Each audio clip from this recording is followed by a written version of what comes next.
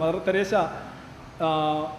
Charles Keating പോലെയുള്ള സാമ്പത്തിക കുറ്റവാളികൾക്കും Duvalier family അവരും ഇതേ കണക്ക് ഷെയ്ഡി ക്യാരക്ടേഴ്സിനൊക്കെ വേണ്ടി അവരെ നിന്ന് വൻതോതിൽ പൈസ വാങ്ങിച്ചു എന്ന് മാത്രമല്ല, പൈസ ഇവരെല്ലാം കുറ്റക്കാരാണെന്ന് തെളിഞ്ഞിട്ടും പൈസ തിരിച്ചു കൊടുത്തില്ല എന്ന് മാത്രമല്ല, എനിക്കൊന്ന് കീറ്റിങ്ങിൻ്റെ കാര്യത്തിലാണ് ശിക്ഷ വിധിക്കുന്ന ജഡ്ജിക്ക് മദർ തെരേസ നേരെ എഴുതി, ഈ മനുഷ്യനെ നിങ്ങൾ അധികം ഒന്നും ബുദ്ധിമുട്ടിക്കരുത്. കാരണം എന്താണ്, അയാൾ എനിക്ക് ഒരുപാട് ഫണ്ട് തന്നിട്ടുള്ള ആളാണ്. ഇത്രയുള്ള അവരുടെ ധാർമ്മികത. ജയിലിൽ കിടക്കുന്ന സാമ്പത്തിക കുറ്റവാളിയായിട്ട് ജയിലിൽ കിടക്കുന്ന ആളുകൾക്ക് വേണ്ടി വക്കാലത്തിനാണ് മദർ തെരേസ പോകുന്നത്.